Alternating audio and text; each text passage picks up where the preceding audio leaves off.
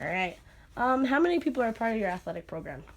For the men's basketball program, we have, including coaches, student coaches, players, we have a total of 17 team members this year. How many returners do you guys have this year? Oh, good question. I'm going to fumble if I don't just look real quick here. 3, 4, 5. Just 5 returning. I was about to say, I don't recognize anybody on the basketball team anymore. We got 5, and then we have 8 new guys. Awesome. What is your team's goal this year? Oh, that's a loaded question. I would say that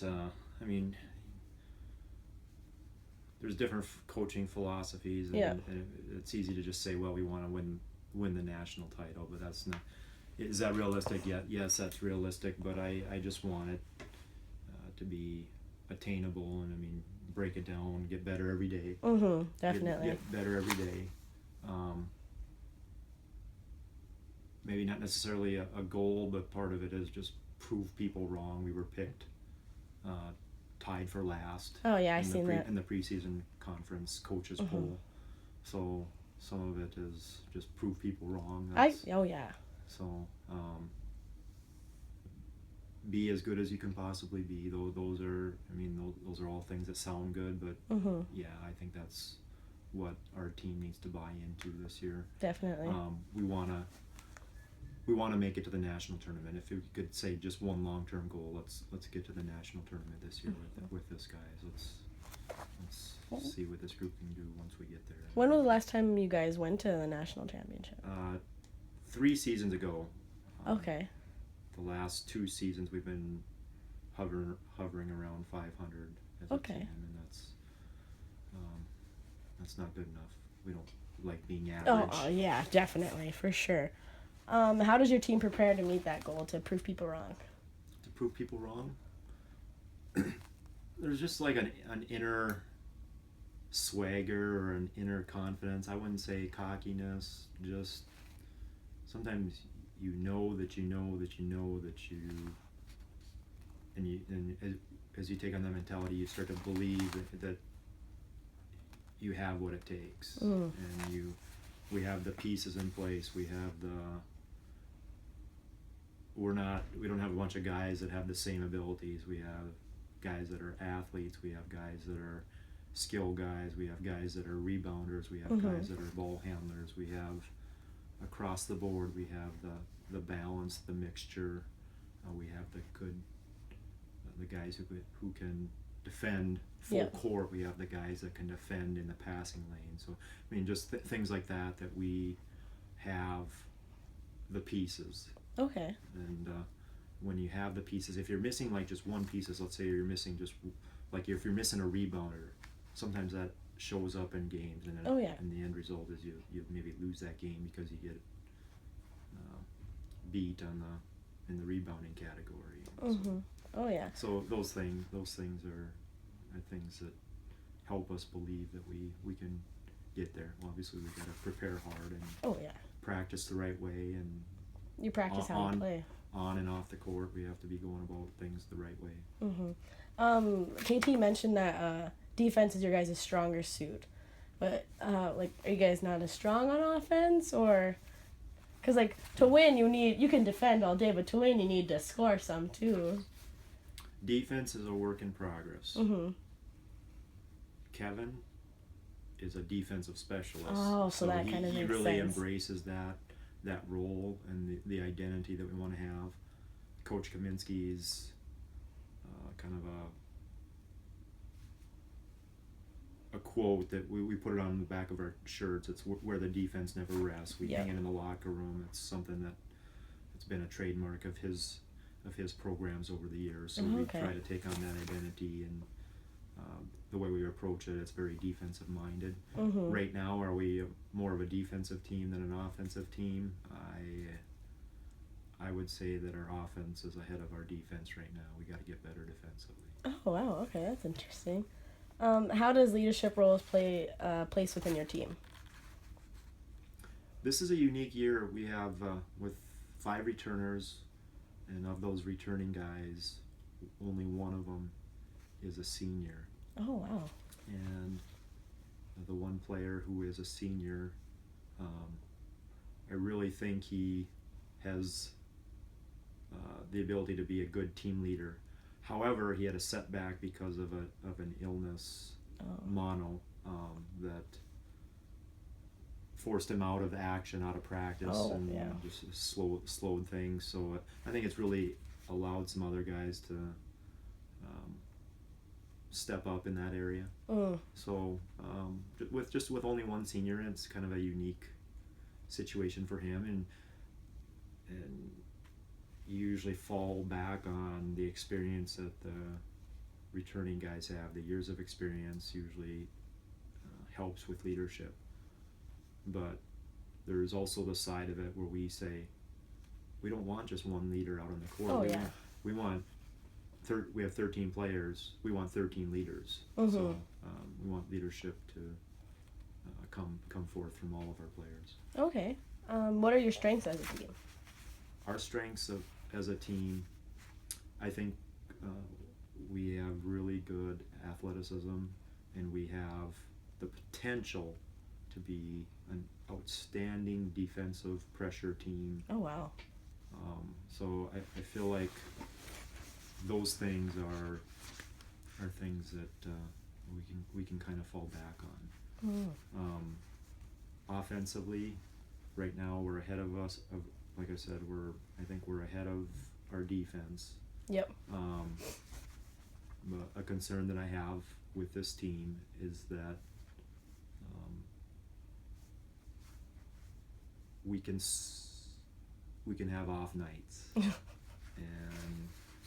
when you have off nights, you can lose offensively. Oh, so yeah.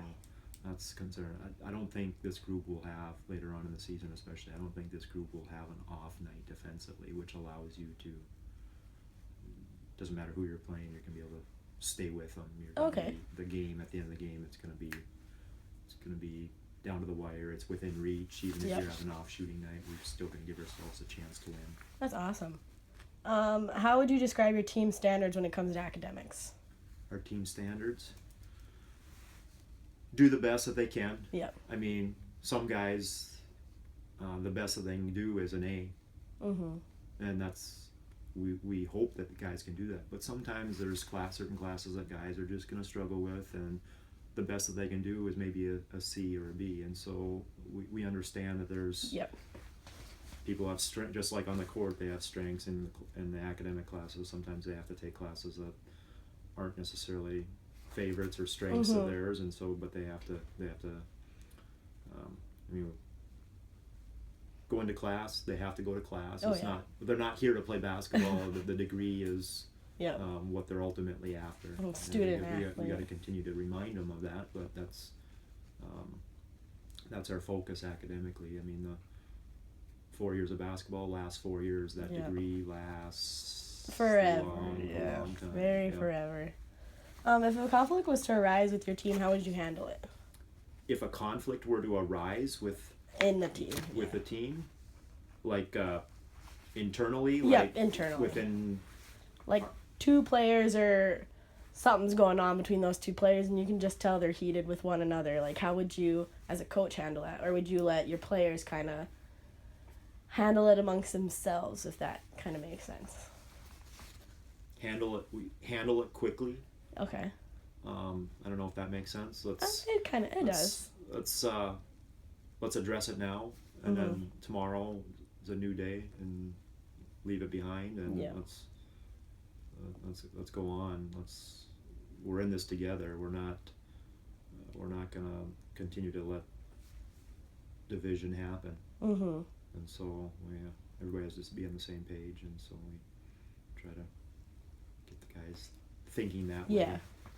Do you guys place a big emphasis on, like, a family? Like, because I know, like, as a softball team, like, we are a family. Like, we spend most of our time together. Like, did you say, like, your guys are kind of like that? Like, those are my brothers. Like, we're here for one another, if that makes sense?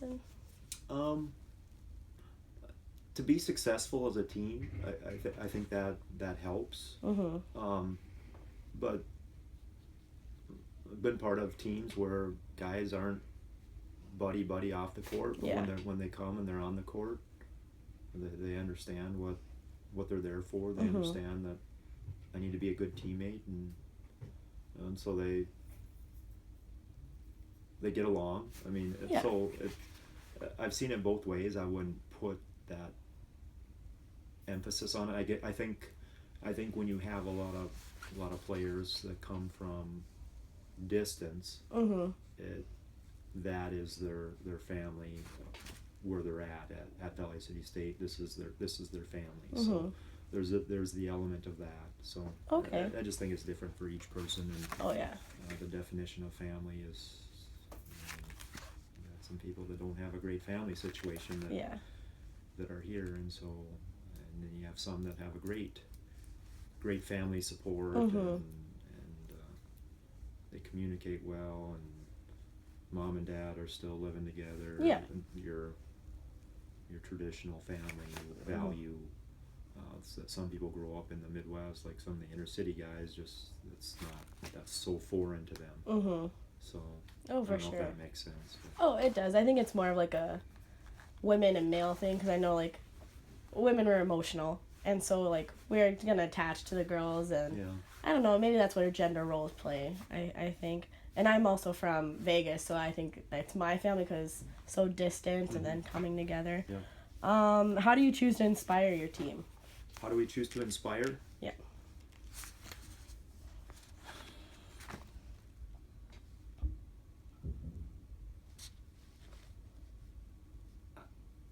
You want not like emotion is up and down. Mhm. I don't feel like playing with emotion is always consistent. Teaching them to play with passion is something that it's more steady. It's not you're not playing with. I mean, there obviously there's emotions involved, but you take that apart. You want to be as rock solid as you can, and just so that you, like I said, you know that you're good, and that you're gonna play hard and give everything that you got, and that you're I think it helps to know that you're not playing. If you're playing for yourself, you're more likely to be filled with that emotion, but if you're playing for other people, I think it's more likely to be inspired, Okay. and with the right degree of passion. So it's just consistency. It's every day. It's the work ethic. It's the approach that we want our players to play with every day, and we emphasize that in practice, and the game day, everything's the same day after day after day. So. All right. And then do you need to get that?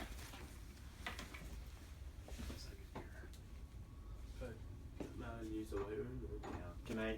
How many questions? Do you have?